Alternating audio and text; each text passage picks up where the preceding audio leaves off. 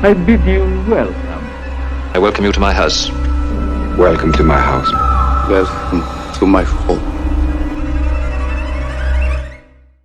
Hello Horror Hounds, welcome to my horror house. Last week I gave you a rundown of my top 5 horror part 2s, and a couple of you were kind enough to ask if I was planning on doing similar with part 3s, and honestly at the time I wasn't, but what happened was Christmas and lots of food and lots of drink, and I'm fundamentally a lazy man, and it's a simple enough idea to cobble a list together and have a little think about it. So that's exactly what I've done. Season's greetings to you all. Remember kids, go to school, work hard, don't be me.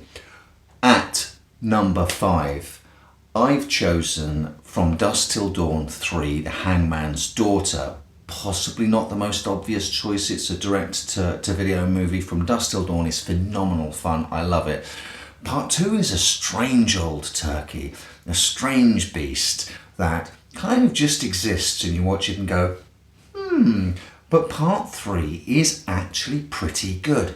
Yes, fundamentally at its core, it's a retread of the first film, but set back in the days of the Western. But there's no real bad in that. You've got cowboy bandit outlaws instead of the Gecko brothers on the land from the law. Throw in Ambrose Bierce in it and the sort of origins of the Tilly Twister. You've got a really solid Cowboys versus Vampires movie, I think, and I'm proud to have it in my top 5 list.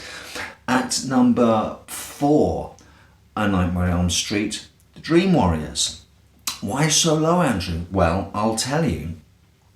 Everyone loves Nightmare on Elm Street 3. Dream Warriors is really, I think, where Freddy goes, widescreen goes, Technicolor, and Nightmare on Elm Street becomes a viable franchise. But I also think that this is the tipping point for the series. Dream Warriors is the absolute sweet spot, I think, between dark, nasty, personal dream demon, son of a bitch Freddy, and widescreen, Technicolor, special effects driven horror franchise blockbuster. There's still enough of the nasty in there, but it's to balance out the joke making Freddy, and the jokes are pretty dark in part 3, but it's sort of is the film in the franchise that waves goodbye to the indie filmmaking roots and welcomes in the franchise sort of small B blockbuster films that were to come, and each became a sort of weakens down distillation of the next. And as much as I love those later films, they do take the worst elements from Dream Warriors and run with those at times. That said, Dream Warriors is still a really strong Nightmare on Elm Street film, and it sits very comfortably in a list of top 5 part 3s. Number 3, though, a lot of you will possibly disagree with me here. I'm including Alien 3, specifically the assembly cut of Alien 3. I know a lot of people have got an awful lot of issues with Alien 3 that I simply do not have. The first time I saw Alien 3 was when it was released theatrically, and I went to one of those fancy pants, watch Aliens, and then we're going to have your screening of Alien 3. And I was looking forward to Aliens and thought that Alien might be a bit of a chore to get through, and the actual experience turned out to be completely the opposite. And for then, after the whiz-bang ending of Aliens, to go into, as soon as the Fox logo goes into that sound, and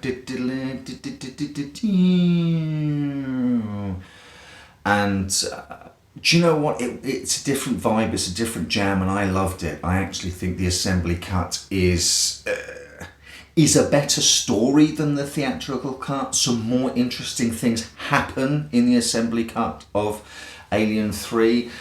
It's a wonder if you know the behind the scenes story of the making of that movie that a movie exists at all, let alone a couple of alternate cuts from the movie. And let's be honest, we all know it could get worse. I mean, you've seen Alien Resurrection and the Alien versus Predator movies. So time has been kind, I feel, to Alien 3, and the assembly cut, I think, is strong. Where there are areas of Aliens that I think are weak, that no one really wants to talk about or acknowledge even yet. But you'll come round to my way of thinking eventually, which takes us to number 2, which I guess 5-10 years ago this would have been a controversial pick, but time has been kind to Halloween 3, the Season of the Witch. With each year that passes, more and more converts join the Church of Halloween 3 Season of the Witch, and you hear less and less, oh, it's the one without Michael Myers in it. I guess each time there's a new film with Michael Myers in it, which is shit, Halloween 3 starts to look a little bit shinier in comparison. It's just an absolutely bonkers movie that has to be seen to be believed. It's got a real Halloween vibe to it. It's one of those movies like Trick or Treat that feels Halloweeny. The Michael Myers films, apart from maybe Part 4, don't really feel like Halloween movies. Halloween Season of the Witch is an absolute blast. And it is only pipped at the number 1 spot by probably the most uncontroversial movie on the list. Before we get to my number 1 spot, I'm going to have some dishonourable mentions. Scream 3, oh my god, this is what happens when a company has a hit and then wants to let as many people as possible buy tickets for that roller coaster and turn it into a bloodless sort of comedy outing, completely defanging Scream. I mean, I love Jay and Silent Bob, but they belong in Jay and Silent Bob movies. They don't belong in fucking Scream movies. Next up, Amityville 3, Amityville 3D, which I've reviewed here on this channel to its detriment after the fairly solid haunted house movie of Amityville 1 and the crazy, sleazy exploitation Amityville 2, The Possession, which made my top 5 part 2 list. Amityville 3D is just an absolutely lackluster... The words fail me. It's not a good movie. And my final dishonourable mention, which some of you might argue against, which is fine, let me know if you disagree in the comments, but Hellraiser 3, Hell on Earth. This year, myself and a couple of friends watched back-to-back the first 4 Hellraiser movies, and my god, the drop-off in quality when you get to Hellraiser 3 is astonishing. That movie is so dunderheadedly bad. When you take something that is so particular to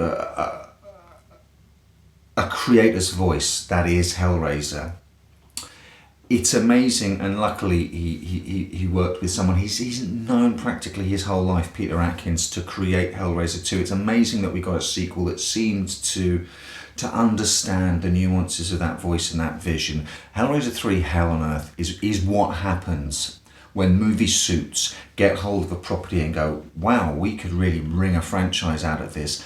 Let's turn this dark, nasty, uncomfortable, uniquely singular expression of a very particular kind of horror and try and turn it into a fucking Big Mac. Hellraiser 3 is diabolical in all the wrong ways. Which takes me to my actual number 1 spot, which won't be controversial at all. It's Exorcist 3.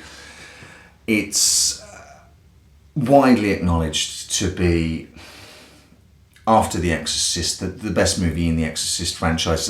You know, something that should never have been a franchise, something that exists because Exorcist 2 was just so fucking weirdly wrong. I perversely like the fact that Exorcist 2 exists. But Exorcist 3 is the creator of something quite singular and personal and unique coming back and saying, you know what, this isn't how you do it, this is how you do it. And at the time it came out at the cinema, we in the UK still weren't able legally to watch The Exorcist, so it was my chance to go and see something that had a hint of the real deal about it. More than a hint, because it's written by Blatty, directed by Blatty. It's a classy film, and I know a lot of people like it above The Exorcist, and you know what, I'm down with that. So there are my top 5 horror part 3s. What do you agree with? What do you disagree with? And no, I ain't gonna do part 4s because I don't think that there are 5 good part 4s. Tell me again if I'm wrong.